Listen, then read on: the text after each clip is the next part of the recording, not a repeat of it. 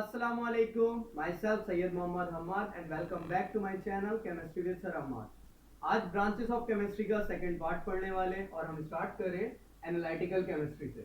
तो first of all हमारे पास analytical chemistry की डेफिनेशन यहाँ पर मौजूद है, जो कि analytical chemistry is the branch of chemistry that deals with the qualitative and quantitative analysis of substance. तो सबसे पहले हमें एक वर्ड समझना है जो कि है एनालिटिकल। एनालिटिकल वर्ड जो है वो एनालिसिस से निकला है। एनालिसिस का मतलब क्या होता है? इन्वेस्टिगेशन करना, जांच करना, पता लगाना कि क्या चीज मौजूद है। ठीक है, नेक्स्ट दो वर्ड और है यहाँ पर, क्वालिटेटिव एंड क्वांटिटेटिव। यहाँ पर कह रहे हैं analysis of substance, it's mean that के सब्सटेंस की हमें जांच पड़ताल करनी है, पर किस चीज की? उसकी क्वालिटी की और क्वांटिटी की। क्वालिटेटिव एनालिसिस का मतलब ये होता है कि क्या चीज मौजूद है, और क्वांटिटेटिव एनालिसिस होता है कि कितनी चीज मौजूद है। ठीक है, तो एनालिटिकल केमिस्ट्री में हम दो वर्ड पढ़ने वाले हैं। वो दो वर्ड क्या है हमारे? Qualitative analysis and quantitative analysis of substance. Substance का हम दो टाइप का एनालिसिस करते हैं, जो कि क्वालिटेटिव एनालिसिस और क्वांटिटेटिव एनालिसिस होता है। क्वालिटेटिव एनालिसिस मतलब कि आइडेंटिफिकेशन, व्हाट इज, क्या चीज मौजूद है। अगर मैं आपको एग्जांपल दूं वाटर की और मैं पूछूं बेटा वाटर का फॉर्मूला H2O है, ठीक है, क्या वाटर हम पानी पी रहे होते हैं तो वाटर पर लिखा हुआ नजर आ रहा होता है हमें कि ये H2O है? नहीं है ना। तो ये चीज हमने पता लगाई कि इस कंपाउंड के अंदर कौन कौन से एलिमेंट मौजूद है, कौन कौन से या क्या मौजूद है। That is called qualitative analysis. Next one quantitative analysis. Hydrogen और ऑक्सीजन मौजूद है, ये हमें पता चल गया वाटर में, लेकिन हाइड्रोजन कितना मौजूद है, ऑक्सीजन कितना मौजूद है। तो इस चीज का एनालिसिस क्या कहला रहा है? क्वांटिटेटिव एनालिसिस, हाउ मच, कितना मौजूद है। इसकी एग्जांपल एक इस तरीके से भी दे सकते हैं कि लाइक जो डीलर्स होते हैं, ड्रग डीलर्स, अगर उन्हें पकड़ा जाता है तो उनके पास जो भी सैंपल मौजूद होते हैं तो वो पता थोड़ी चलता है कि कौन सा मौजूद है, उसका एनालिसिस किया जाता है। दो चीजें पता लगाई जाती है कि कौन सा ड्रग मौजूद है इनके पास जो ये इलीगल एक जगह से दूसरी जगह लेकर जा रहे हैं। नेक्स्ट वन एक और चीज पता लगती है, क्या कि कितनी क्वांटिटी मौजूद है, क्योंकि बहुत ज्यादा क्वांटिटी होगी तो वो क्या एनालिसिस कहलाएगा? Quantitative analysis. क्या कौन सा ड्रग मौजूद है, ये कैसे पता लगाएंगे? क्वालिटेटिव एनालिसिस पता लगेगा हमें कि इसके जरिए पता लगेगा कि क्या क्वालिटी थी उसकी, क्या था, कौन सा था। ठीक है, ये क्वालिटेटिव एनालिसिस और क्वांटिटी के कितना था। नेक्स्ट वन दो वर्ड हमें और पढ़ने यहाँ पर। वो दो वर्ड क्या है? एक्यूरेसी और प्रेसिशन। एक्यूरेसी वर्ड से रिलेटेबल आपने एक वर्ड पढ़ रखा है जो कि एक्यूरेट। हम कहते हैं कि इस चीज का एक्यूरेट रिजल्ट आया है या ये मशीन एक्यूरेट काम करती है। तो एक्यूरेट काम करना ये हुआ कि सपोज दैट एक मशीन है जो वेट करती है और वो वेट सही बता रही है, 10 ग्राम किसी चीज का वेट है और वो 10 ग्राम बता रही है। तो एक दूसरी मशीन है, वो क्या कर रही है, वेट का जो वैल्यू बता रही है वो बता रही है 9.9 बता रही है, 9.8। तो हम कहेंगे ये एक्यूरेट वैल्यू के करीब करीब बता रही है। इट्स मीन दैट कि इसमें एक्यूरेसी मौजूद है लेकिन एक्यूरेट नहीं है। एक्यूरेसी मतलब करीब करीब होना एक्चुअल वैल्यू के, near to the accurate value. ठीक है, एक्यूरेसी का मतलब ये हो गया। नेक्स्ट वर्ड है हमारे पास प्रेसिशन। प्रेसिशन का मतलब है कि आंसर एक्यूरेट हो ना हो, लेकिन तीनों आंसर 3 बार या 4 बार जब भी हमने आंसर निकाले तो वो 3-4 बार आंसर करीब करीब आ रहे हैं। जैसे कि एक्चुअल आंसर हमारा था 10 आंसर नहीं आ रहा, हमारा आंसर आ गया 4। आंसर आ रहा है 4, 4.1, 4.2, 4.3। तो ये 4.1, 4.2, 4.3 एक दूसरे के करीब करीब में, तो हम कहेंगे इसमें हाई प्रेसिशन है। लेकिन अगर एक्यूरेसी की बात करेंगे तो एक्चुअल आंसर तो 10 था उसके, तो ये करीब करीब भी नहीं है, बहुत दूर है। लेकिन ये तीनों एक दूसरे के करीब करीब है, दैट इज कॉल्ड प्रेसिशन। तो यहाँ पर मैंने एक एग्जांपल दी है, गेम होता है जिसमें आपने टारगेट मारना होता है। तो यहाँ पर हमने जस्ट जो बोर्ड होता है वो रखा हुआ है, उस पर आपने टारगेट मारे। तो फर्स्ट टारगेट आपका यहाँ लगा, सेकंड यहाँ लगा और थर्ड वन यहाँ लगा, जबकि मारना कहाँ था? यहाँ मारना था। तो इसे एक्यूरेट कहेंगे या नहीं कहेंगे? इसे एक्यूरेट नहीं कहेंगे। बट अगर प्रेसिशन की बात करें तो ये तीनों आंसर एक दूसरे के करीब करीब में, करीब भी नहीं है। तो लो एक्यूरेसी और लो प्रेसिशन, इट्स मीन दैट कि इसमें एक्यूरेसी भी नहीं है और प्रेसिशन भी नहीं है। नेक्स्ट वन, दोबारा आपने क्या किया, दोबारा टारगेट मारने की कोशिश करी, लेकिन टारगेट आपका इस बार भी ठीक से एक्यूरेट नहीं लगा। एक्यूरेट आंसर आता अगर यहाँ आपके टारगेट्स लगते, लेकिन यहाँ पर टारगेट नहीं लगे। इट्स मीन दैट कि आपके तीनों टारगेट जो है वो यहाँ पर लगे, एक दूसरे के करीब करीब है। करीब करीब होने का मतलब ये है कि यहाँ पर हम कह सकते हैं कि हाई प्रेसिशन है, बट क्या ये एक्यूरेट है? एक्यूरेट ये नहीं है, क्योंकि टारगेट के ऊपर नहीं लगे। नेक्स्ट वन, लास्ट वन हमारे पास एक एग्जांपल मौजूद है। अगेन आपने टारगेट मारे, टारगेट मारने के बाद क्या हुआ? वो एक्यूरेट जगह पर लग गए। तो क्या ये तीनों एक दूसरे के करीब करीब है? तो बिल्कुल ये तीनों एक दूसरे के करीब करीब है। इट्स मीन दैट कि ये हाई प्रेसिशन कहलाएगी।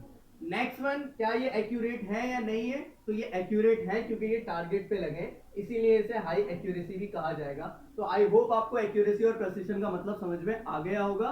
नेक्स्ट वन, कि क्वालिटेटिव और क्वांटिटेटिव एनालिसिस के कुछ मेथड्स होते हैं। वो मेथड्स क्या होते हैं?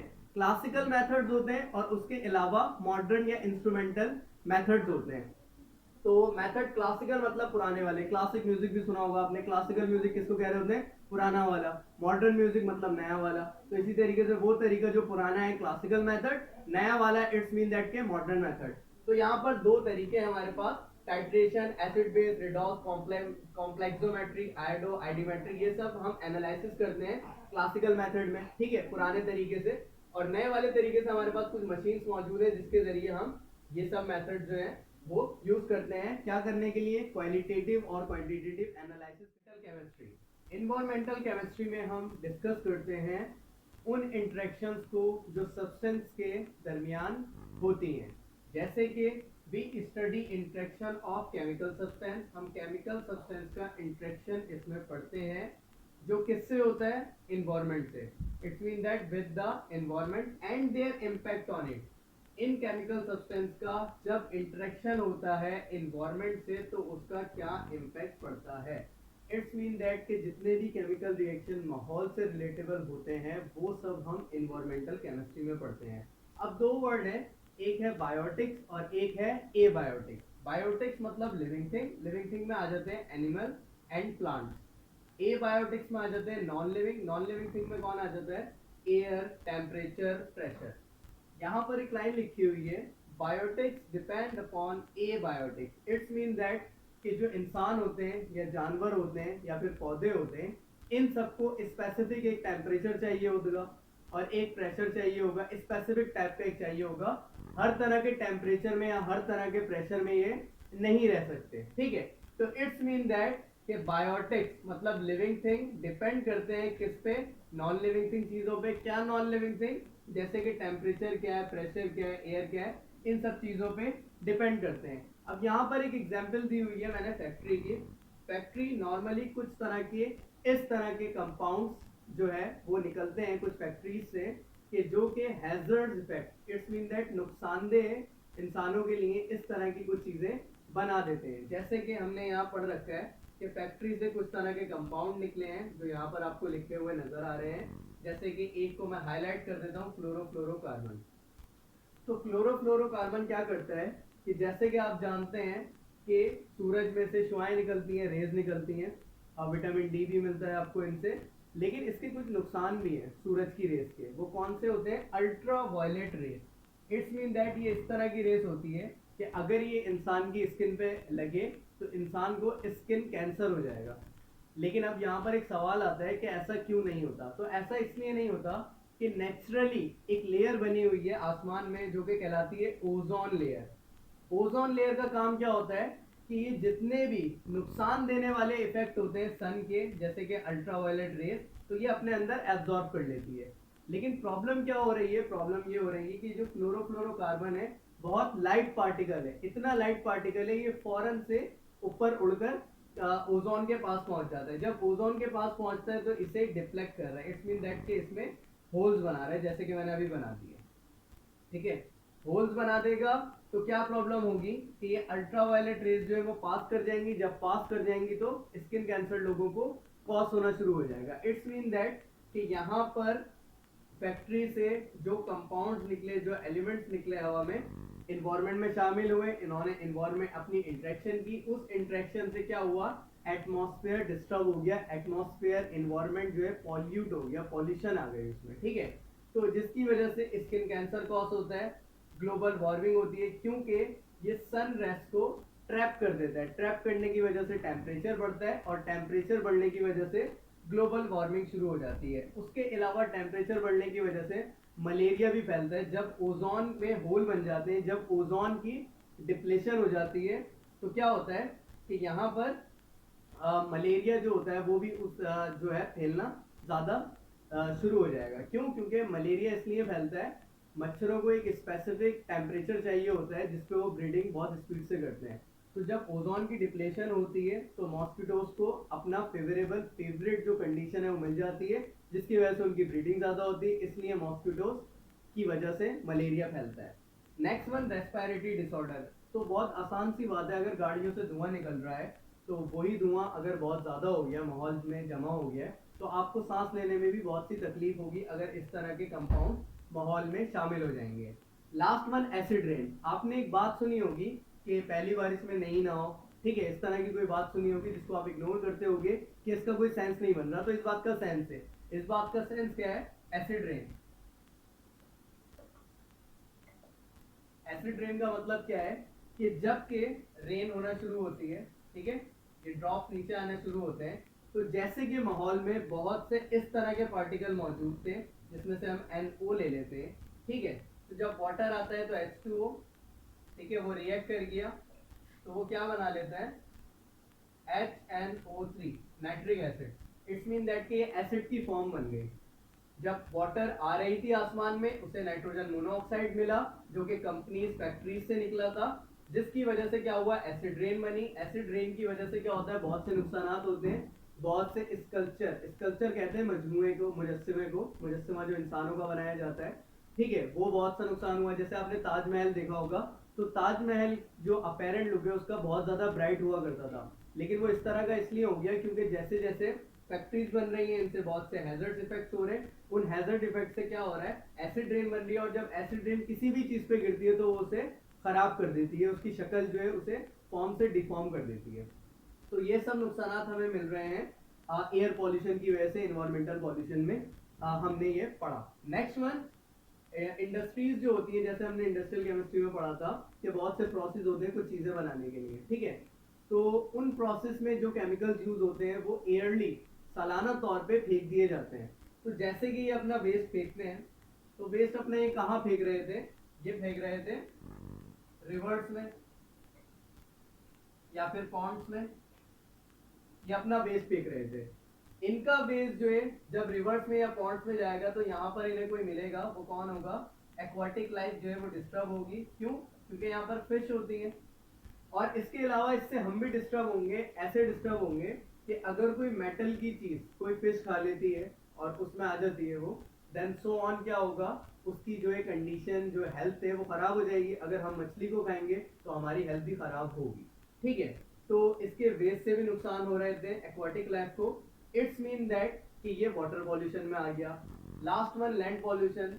लैंड पॉल्यूशन क्यों होता है? कि जबकि इस तरह के मटेरियल, इस तरह की चीजें यूज की जाएं जो कि डिग्रेडेबल ना हो। डिग्रेडेबल मतलब कि डिकम्पोज ना हो। जैसे कि प्लास्टिक शॉपर आए दिन बैंड हो जाता है गवर्नमेंट की तरफ से, तो ये बैंड क्यों हो जाता है? दो टाइप्स होती है प्लास्टिक की, बायोडिग्रेडेबल और नॉन बायोडिग्रेडेबल। बायोडिग्रेडेबल का मतलब होता है कि जो जमीन में जाके खत्म हो जाए, ठीक है, जो डिकम्पोज हो जाए, और एक होती है नॉन बायोडिग्रेडेबल जो खत्म नहीं होती। प्लास्टिक बैग बार बार बंद करने की वजह यही होती है कि जो हम नॉर्मली यूज करते हैं वो क्या होती है? नॉन बायोडिग्रेडेबल होती है। इट्स मीन दैट कि वो डिकम्पोज नहीं होती, जिसकी वजह से लैंड जो है वो खराब हो जाती है, लैंड पॉल्यूट कर जाती है, ठीक है, पॉल्यूशन हो जाती है, आलूदगी आ जाती है उसमें। It's all about green chemistry. ये वर्ड से ही समझ आ रहा होगा आपको, green, it's mean that greenery से रिलेटेबल है, ठीक है।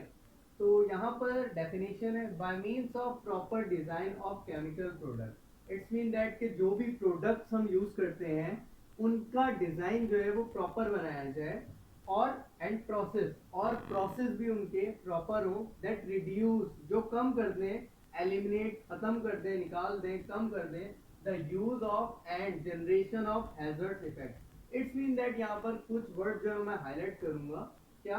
प्रोडक्ट, जो भी प्रोडक्ट या फिर प्रोसेस आप डिजाइन कर रहे हैं उसको रिड्यूस कर दो, एलिमिनेट कर दो उसके हैजर्ड्स इफेक्ट को। जैसे कि सबसे पहले यहाँ पर मैंने लिखा हुआ है रेफ्रिजरेटर, फ्रिज, जो कि आपके घर में भी होगा। अब ये नुकसानदेह कैसे था? रेफ्रिजरेटर से एक पार्टिकल निकलता है जिसको कहते हैं क्लोरोफ्लोरोकार्बन, ठीक है।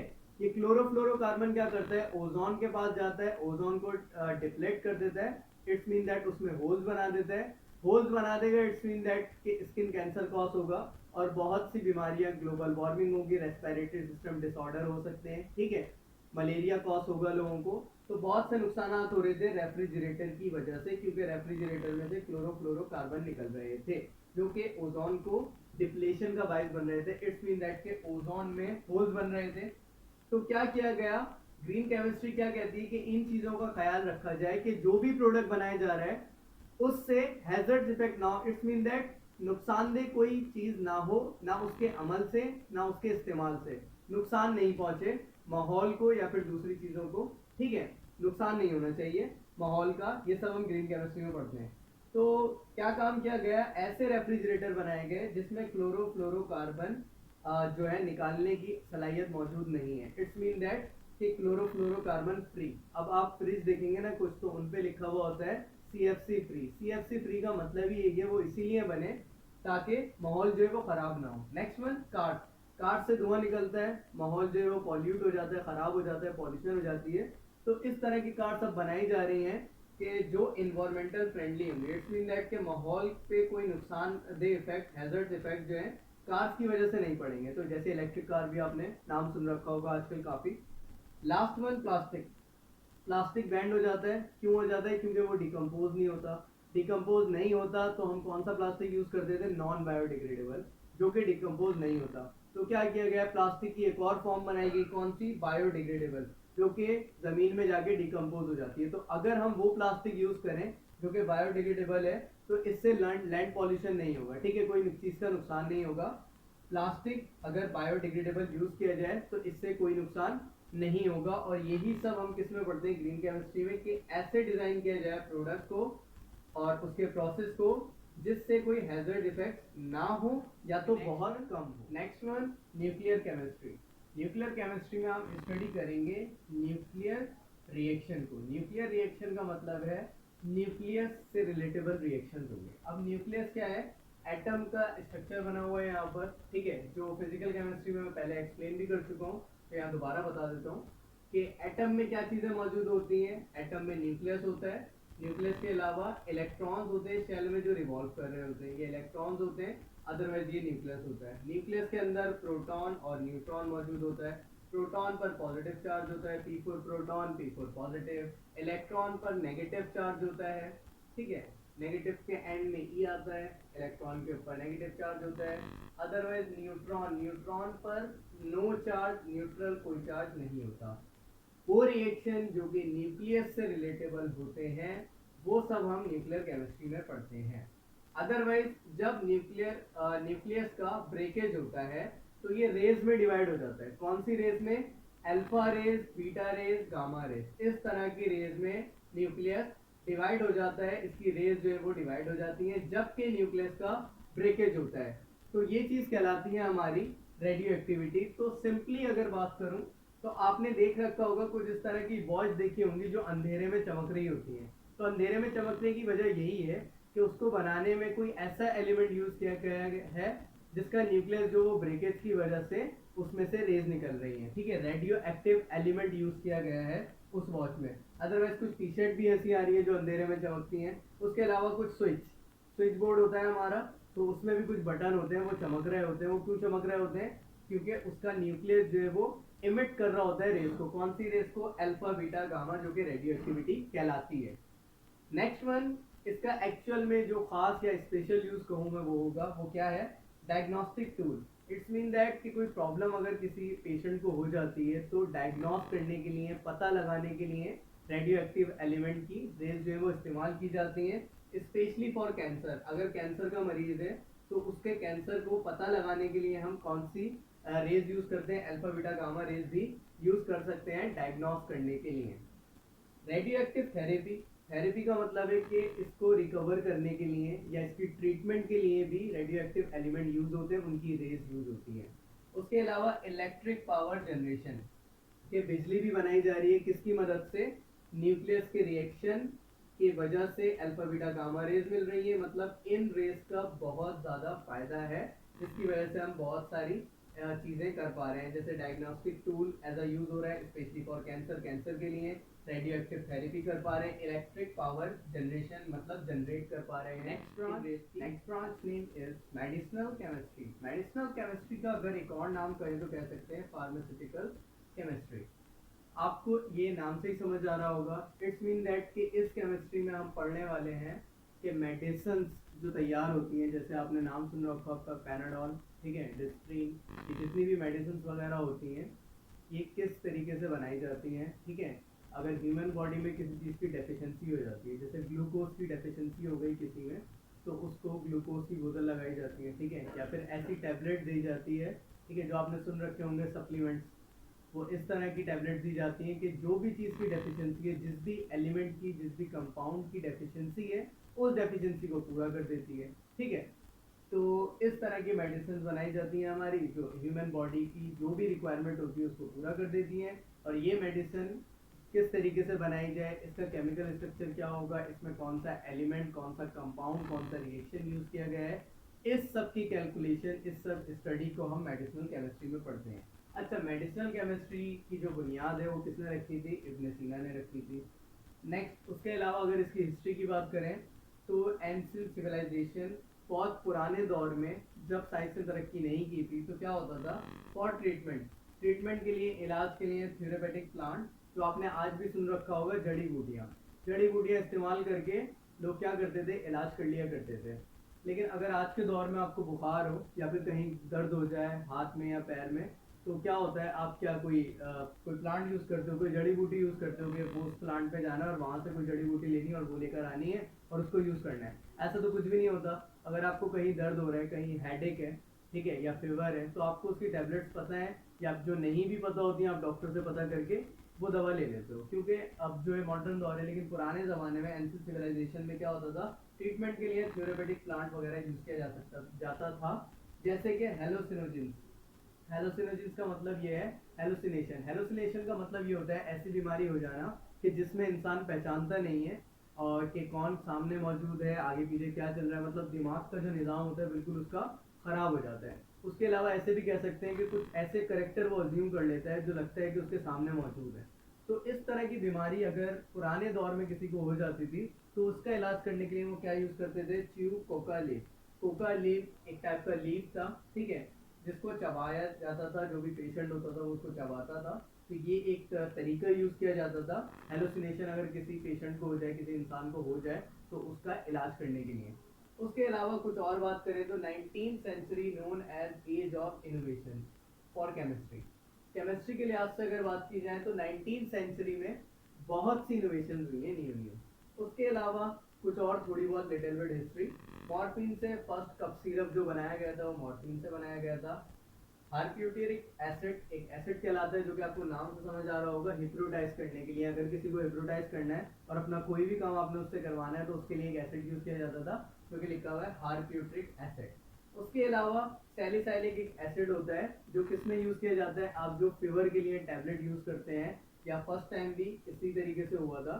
उसके अलावा आप जो फीवर में डिस्प्रिन या पैनाडॉल यूज़ कर रहे होते हैं तो उसमें सैलिसाइलिक एसिड मौजूद होता है। It's all about branch of chemistry.